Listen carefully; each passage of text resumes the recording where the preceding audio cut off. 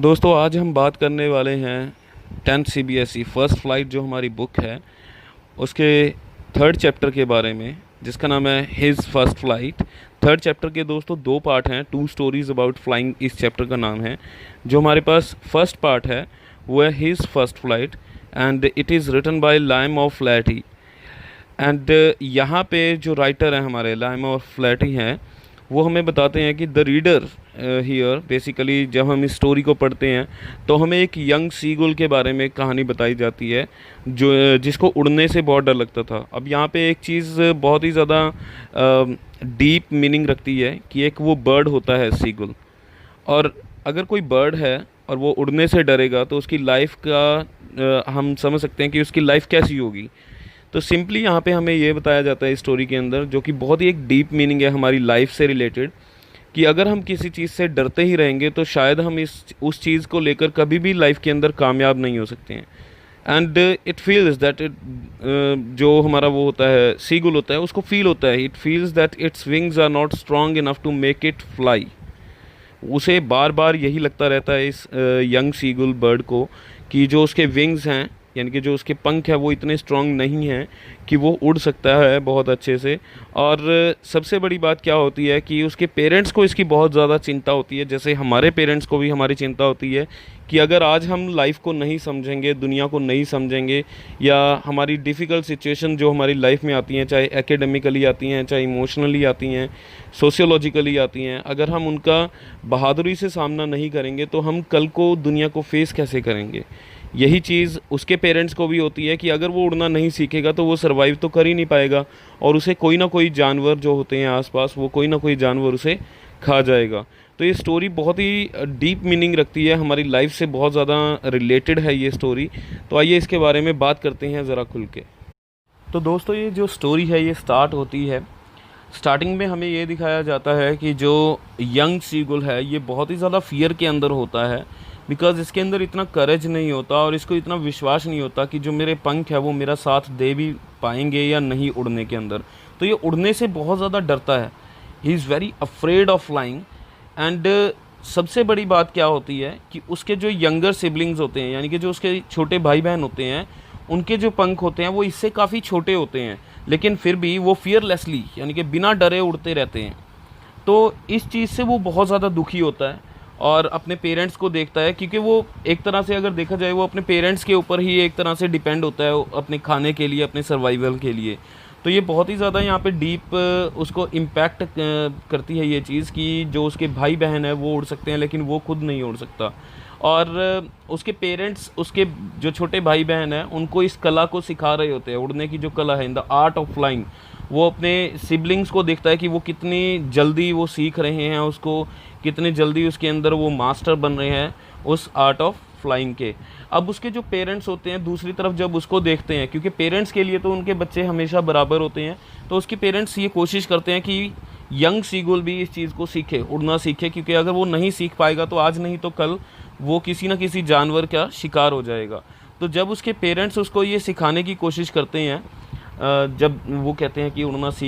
जैसे भी उसको प्रेशराइज़ करते हैं या फिर उसको लेकर जाते हैं किनारे तक लेके जाते हैं, समुद्र के जैसे हम कह सकते हैं कि जो बीच का किनारा होता है वहाँ तक लेके जाते हैं, वो बहुत ज़्यादा डर जाता है और वो वेव्स को देख के एकदम से सन्न रह जाता है। तो होता क्या है यहाँ पे, उसके पेरेंट्स उसको स्कोल्ड करते हैं, बहुत बुरे तरीके से उसको डांटते हैं, टॉन्ट भी करते हैं उसको, और इवन उसको एक कावर्ड भी बोल देते हैं। जो उसके पेरेंट्स होते हैं उसको कह देते हैं कि तू बुज़दिल है, कावर्ड है, तू एक डरपोक है। और वो काफ़ी बार ट्राई करते हैं लेकिन ऑल गॉन इन वेन। तो कोई चीज़ उसके हेल्प नहीं करती है इस चीज़ के अंदर कि उसको उड़ना सिखा सके या उसको उड़ना आ सके या उसका जो डर है वो किसी तरीके से निकल सके। तो होता क्या है, उससे अगले ही दिन उसके पेरेंट्स और उसके जो भाई बहन होते हैं, सिबलिंग्स होते हैं, वो उसको आइसोलेशन में छोड़ देते हैं। He was left in isolation, अकेला होता है, उसको भूख लग रही होती है, बहुत ज़्यादा भूख के अंदर वो तड़प रहा होता है। तो वो अटेंशन गेन करने की कोशिश करता है कि शायद उसके फैमिली मेम्बर की किसी ना किसी की अटेंशन वो गेन कर सके, तो कोई उसके ऊपर ध्यान दे सके और उसके लिए कोई खाना ला सके समुद्र में से। लेकिन ऐसा कुछ भी नहीं होता है। लेकिन थोड़ी देर के बाद ही उसकी जो मदर होती है यानी कि जो मदर सीगुल होती है वो देखती है कि ये भूख से तड़प रहा है। और उसकी मदर अपने मुंह की चोंच के अंदर छोटा सा फ़िश होती है, छोटे से फ़िश को लेकर आ रही होती है उसकी तरफ, और वो खुश हो जाता है ये देखकर कि हाँ मेरी मदर मेरे लिए कुछ लेकर आ रही है। लेकिन होता क्या है, उसकी जो मदर होती है उस फ़िश को उसके तक नहीं लेके आती, यानी कि उसकी तरफ आ रही होती है लेकिन सीगुल के आगे लाके नहीं रखती है, उसको थोड़ी दूरी पे रख देती है, पत्थर के नीचे रख देती है, जहाँ पे वो अपना घोंसला बना के जहाँ पे रह रहे होते हैं उससे नीचे रख देती है, यानी कि समुद्र वाली साइड पे या बीच वाली साइड पे अगर हम कहें वहाँ पे रख देती है उस फिश को। तो अब वो भूख से इतना ज़्यादा पागल हो गया होता है कि वो बिना सोचे समझे, बिना अपने डर के बारे में सोचे, वो उस पत्थर से कूद जाता है और अपने पंख फैला लेता है और जाकर मछली के टुकड़े को उठा लेता है। और उसको ये चीज़ नोटिस ही नहीं होती कि जिस चीज़ से वो डरता था आज उसने वो जाने अनजाने में अपनी भूख की तड़प के अंदर वो चीज़ उसने परफॉर्म कर दिया और बहुत अच्छे से परफॉर्म की है। बहुत अच्छे से वो उड़कर आया, उस फिश को उठाया और खा गया, क्योंकि वो एक्साइटमेंट में था उस टाइम पे, वो उस टाइम पे भूख में तड़प रहा था, हम ये भी कह सकते हैं। और सारी जो फैमिली मेम्बर्स होते हैं, उसके मदर फादर, उसके सिबलिंग्स, सारे वहाँ पे इसको सेलिब्रेट करने के लिए डांस करते हैं, चीयर करते हैं। और सबसे बड़ी बात क्या है